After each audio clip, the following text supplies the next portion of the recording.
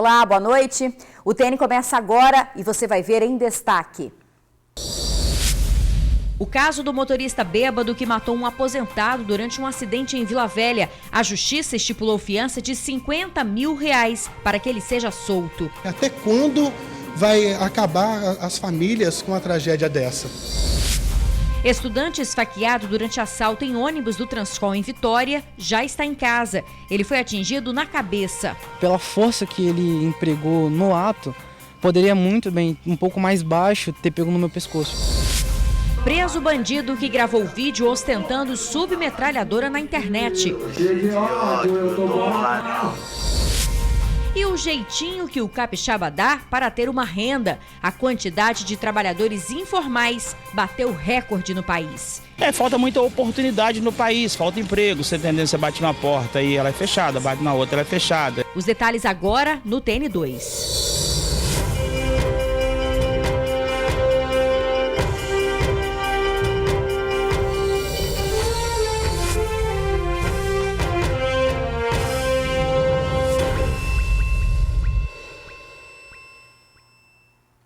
50 mil reais. Esse é o valor da fiança estipulada pela Justiça para que o motorista que provocou a morte de um motociclista em Vila Velha ganhe liberdade. O condutor estava embriagado e atingiu a moto em que estava a vítima, um servidor aposentado da UFES que ia pescar. Momentos antes do acidente, as imagens divulgadas mostram o carro saindo de um motel. 4 pessoas estão no veículo, um motorista, um amigo e 2 mulheres. O condutor ainda faz uma conversão proibida e segue. Pouco mais de 1 quilômetro depois acontece a batida. Com o impacto, a moto é arrastada pelo asfalto. No canto da tela também podemos ver que o carro colide com um poste. Ele bate tão forte que chega a derrubá-lo. Rapidamente, muitas pessoas se juntam em volta do acidente e tentam prestar socorro ao motoqueiro, que está desacordado. Tentei reanimar, falei, não tem mais jeito, vamos parar por aqui. A ambulância chega para fazer o atendimento, mas Cláudio da Silva não resistiu aos ferimentos e morreu ainda no local.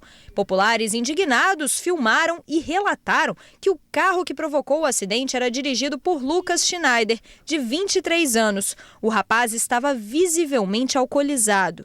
Dentro do carro, latas de cervejas, as mesmas que estão embaixo do veículo. Espero que os órgãos públicos fiscalizadores façam campanhas repreensivas, entendeu? Da pessoa, quando for pega alcoolizada, perder realmente o direito de dirigir. Até quando vai acabar as famílias com uma tragédia dessa? O acidente foi no bairro Guaranhuns, em Vila Velha. O condutor foi encaminhado ao DPJ do município. Ele fez o teste do bafômetro, que deu positivo. Lucas foi autuado por homicídio culposo, com agravante de dirigir sob efeito de álcool, e foi encaminhado ao centro de triagem de Viana. Muitos motoristas ainda desrespeitam a lei seca. Bebem e assumem a direção dos seus veículos. De janeiro a agosto deste ano, mais de 1.300 motoristas foram flagrados dirigindo sob efeito de álcool aqui no estado. Um dado preocupante e assustador se pensarmos que com esse comportamento, cada um desses condutores poderia ter provocado uma tragédia. É inadmissível a pessoa utilizar de bebida alcoólica ou de qualquer outro produto e conduzir veículo na cidade. Achar que nunca vai acontecer é um pensamento que coloca em risco milhares de vidas, como a do Cláudio, 62 anos, apaixonado por moto, pai, avô, irmão.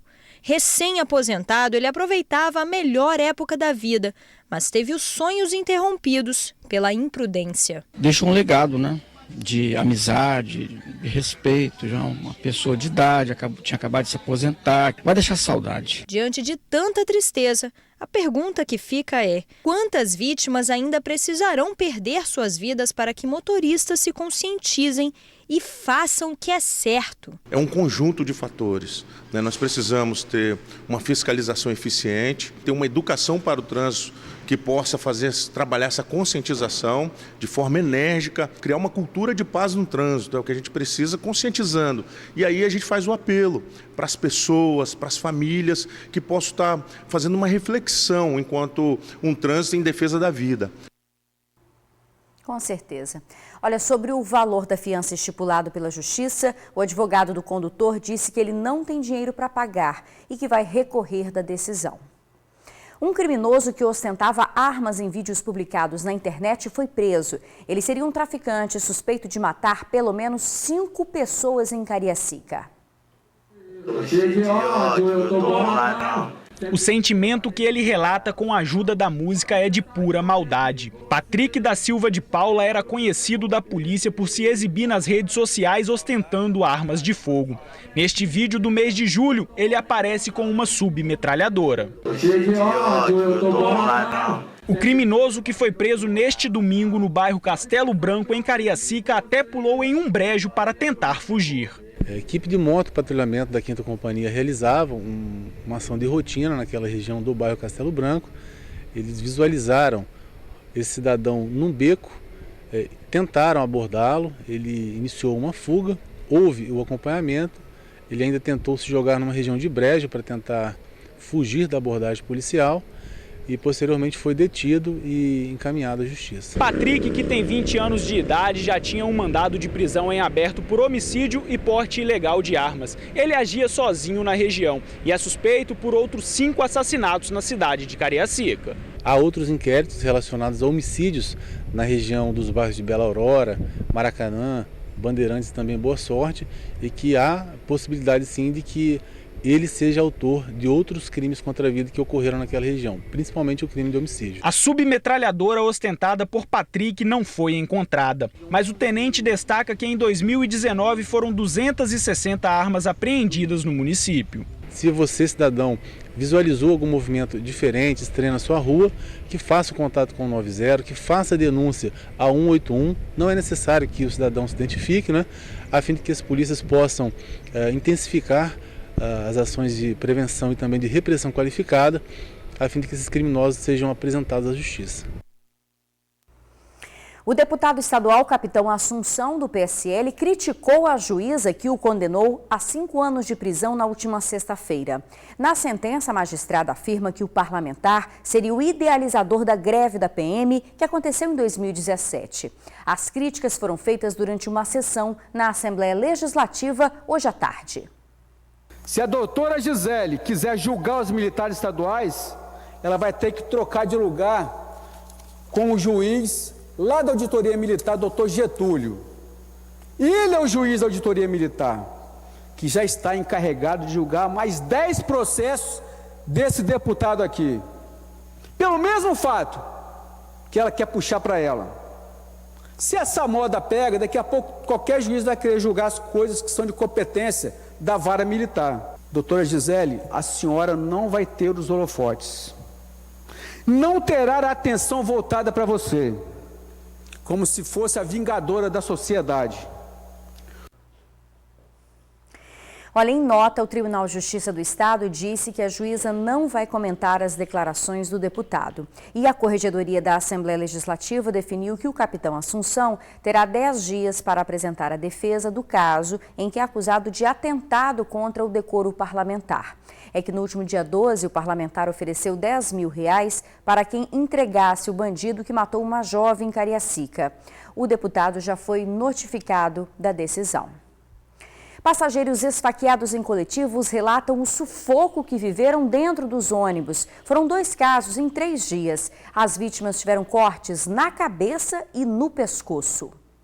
Os ferimentos no pescoço e na mão são marcas da realidade violenta em que vivemos. O estudante de 19 anos reagiu a um assalto e quase perdeu a vida. Agora tem 2 aniversários, né? Que eu nasci de novo, com certeza. Se fosse uns 2, 3 centímetros mais profundo o corte, teria ficado bem pior. Era noite. O estudante estava a caminho de casa, dentro do ônibus que pega todos os dias. Quando o coletivo passava aqui pela Rodovia do Sol, 4 criminosos deram sinal para descer. Mas antes, um deles foi em cima do jovem. Mandou passar o celular. Só que na hora eu apertei o celular, levantei e meio que dei um empurrão nele. Só que como a faca estava encostada no meu pescoço, né, ele conseguiu ainda deslizar a faca no meu pescoço, deu umas facadas por baixo, que uma delas acabou pegando no meu dedo, e depois disso ele desceu correndo também, junto com os outros 3. O estudante começou a sangrar muito e o motorista do coletivo parou em uma base da empresa que administra a via para que ele fosse socorrido.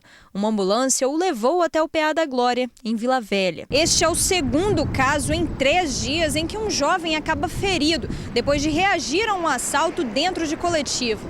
O outro caso foi em Vitória e a vítima acabou com um ferimento na cabeça. O crime foi hoje pela manhã, na Vila Rubim. O jovem foi assaltado quando descia do ônibus. Ele conversou com a nossa equipe e contou como tudo aconteceu. E no instante que eu ia descer no ponto, esse humilhante, né, o rapaz, ele sentou do meu lado, mostrou o canivete e anunciou um assalto. Porém, ele estava muito desnorteado. Ele não sabia o que ele pedia. Nesse instante, ele puxou a alça da minha mochila. E isso fez com que ele me levasse para fora do ônibus, porque a porta do ônibus já estava aberta. Pela a alça, né, a bolsa não sair, ele me golpeou e o golpe pegou na nuca. O jovem foi socorrido e levado ao hospital de urgência e emergência. O pai dele também falou conosco e, mesmo muito assustado com tanta violência, relembrou os conselhos que sempre deu ao filho. Você acorda de manhã, você está dentro do ônibus, indo trabalhar, ser assaltado e acontecer um negócio desse é complicado.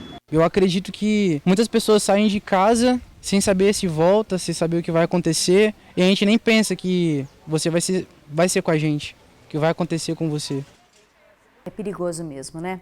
Olha, os suspeitos dos 2 crimes ainda não foram detidos.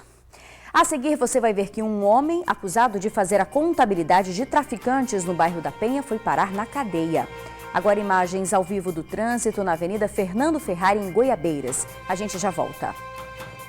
Está na cadeia um homem acusado de ser o responsável por fazer a contabilidade do tráfico de drogas no bairro da Penha, em Vitória. O suspeito perdeu uma das pernas depois de tomar um tiro de fuzil num confronto com a PM. Nem a dificuldade física impediu este homem de seguir no mundo do crime. Robson Santos da Silva, de 28 anos, foi preso por 3 vezes desde 2012 e em cada uma delas usava uma identidade com um nome diferente para dificultar o trabalho da polícia. Robson foi preso em 2012 e estava foragido. Em 2018, ele se envolveu em uma troca de tiros com a polícia e acabou sendo atingido por um tiro de fuzil. Foi neste confronto que ele perdeu a perna, mas não ficou preso porque se apresentou como John Lennon. Como ele teve a perna amputada, ele ficou só no hospital, ele não chegou a dar entrada no sistema prisional como John Lennon. Ele recebeu o alvará de soltura poucos dias depois, em setembro de 2018, e só em novembro que ele teve alta. Então ele permaneceu ainda no hospital por um tempo, até porque como John Lennon ele era primário, então a justiça, pelo estado de saúde dele, não teve dúvidas em expedir o alvará de soltura. As investigações só foram apontar que era Robson depois que ele foi preso na última sexta-feira. Estava com 6 celulares, mais de 15 mil reais, além de um caderno com anotações do tráfico. E mais uma vez o homem se apresentou com outro nome. A polícia chegou por informações de que tinha um indivíduo que ainda era envolvido com o tráfico de drogas, mas achávamos que era John Lennon, porque tínhamos a notícia do confronto da Polícia Militar em 2018. Procurando fotos como John Lennon, porque ele continuava insistindo que era Vinícius, nós não encontramos, pois ele não deu entrada no sistema prisional, mas acabamos encontrando a foto de Robson Santos da Silva e vimos que era o mesmo indivíduo e ele acabou confessando que se tratava de Robson e não de John Lennon e muito menos de Vinícius. Com o criminoso também foi apreendido este carro adaptado. Ele é conhecido da justiça há pelo menos 10 anos. Quando era menor de idade, teve passagem por tráfico de drogas. Ele fazia parte do braço armado da organização criminosa, tanto é que ele reagiu aos policiais militares quando teve o incidente, mas pela sua condição física ele já não tinha condições já de ser braço armado, então ele fazia esse papel de contador. E nós percebemos que era um indivíduo com um certo estudo, pelo menos um estudo primário de direito. Ele estudava direito constitucional, veio aqui muito bem, sabendo muito bem dos seus direitos. Pois é, né? Podia usar esse conhecimento para fazer o bem, né? O suspeito já está no presídio. E um morador de rua foi espancado com um pedaço de madeira enquanto dormia em Vitória. O crime aconteceu na Vila Rubim. A vítima foi identificada como Gilberto Reis Chefe, de 43 anos. O pouco que ele conseguiu falar, contou para a polícia que é natural de Linhares, estaria na Grande Vitória há pouco tempo. Teria sido agredido de madrugada e que teriam levado a bolsa dele. A agressão que ele sofreu foi tão forte que, durante a pancada, ele desmaiou. Só foi acordado hoje pela manhã quando alguém viu uns gemidos aqui no final dessa rua sem saída. Eu acabei de chegar na empresa, aí quando eu olhei para o final da rua sem saída, aí eu deparei com um ser humano deitado, aí eu vi que as mãos dele estavam ensanguentadas, aí eu cheguei até lá para perguntar a ele o que havia acontecido. Aí ele me informou que ele foi espancado nas madrugadas, estava com o braço todo estourado. Aí me pediu ajuda, e onde eu liguei para a polícia e para o SAMU para socorrer. A vítima está bem machucada, com escoriações em todo o corpo. Os socorristas do SAMU tiveram que agir com bastante cautela, já que não sabiam qual a extensão das lesões. O fato do morador de rua ter desmaiado durante a agressão sugeria que as lesões pudessem ser mais graves. Esse balconista, alertado pelo colega vendedor, ajudou no socorro e ficou impressionado com o estado em que encontrou a vítima. Foi bastante violento. Então, eu creio que, pelo que fizeram ali, deixaram ele ali para morrer. O morador de rua foi levado para o Hospital de Urgência e Emergência em Vitória. Olha, o caso foi registrado como roubo em via pública e aguarda agora a vítima registrar uma ocorrência para comprovar o crime e auxiliar nas investigações da polícia. No próximo bloco, como os capixabas ganham a vida diante do desemprego. A informalidade bateu recorde no país. Agora imagens ao vivo do trânsito na Avenida Dante Michelini, na praia de Camburi. A gente volta rapidinho. Agora a gente fala da realidade de muitos brasileiros, o desemprego que chega a quase 12 milhões de pessoas. O jeito é buscar novas formas de tirar o sustento. Por isso, a informalidade do trabalho bateu recorde. Gente que vai à luta, como os trabalhadores que encontramos na Expedito Garcia. O trabalho é em família, de segunda a segunda. Na banquinha de seu Ronivon aceita até cartão. Trabalhar tá difícil, então não pode deixar passar nenhuma oportunidade.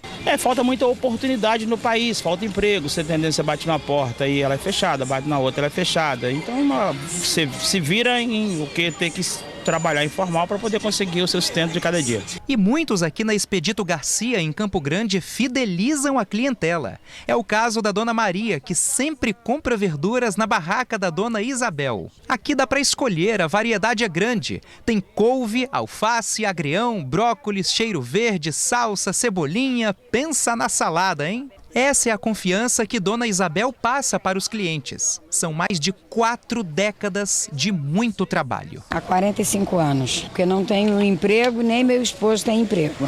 Às vezes vende bem, outros dias vende mal, mas sempre vende alguma coisa. Tá certo, não dá para ficar parado mesmo não. Isso revela uma realidade que foi alvo de uma pesquisa recente feita pelo Instituto Brasileiro de Geografia e Estatísticas. Segundo dados do IBGE de agosto, o Brasil tem 24,3 milhões de pessoas que optaram trabalhar por conta própria. Mas o país ainda tem cerca de 12 milhões de desempregados. À medida que há o desemprego, qual a tendência? A tendência é você aumentar a informalidade. Mas, à medida que o emprego começa a se elevar, surgir novos empregos, você vai ter uma diminuição da informalidade, mas não proporcional. Porque teve aquele que foi para a informalidade, gostou, está ganhando mais, vai permanecer lá. E aquele que foi com o desejo de montar um novo negócio. Mas teve aquele que foi para um momento difícil da economia. Aí ele vai voltar para o seu emprego. Então, vai haver uma diminuição, mas não tanto igual o aumento do emprego. E Dona Vera tem toda a razão quando fala que emprego fixo tá super difícil. 51 anos, eu já tenho corrido atrás, eu não consigo emprego. Eu trabalho com venda também pela rua e no momento eu estou desempregado, tenho corrido, não estou conseguindo. Não é só eu não, tem muita gente reclamando. Todos os dias, 4 da manhã, tem que estar na rua, trabalhando, buscando, colocando Deus no controle, para poder tudo dar certo e confiar nele que algo pode melhorar para a gente. É isso aí, é sempre buscar viver de forma honesta e aprimorar os conhecimentos para ter um futuro melhor. E a gente fica por aqui. Muito obrigada pela sua companhia. Uma boa noite para você e até amanhã.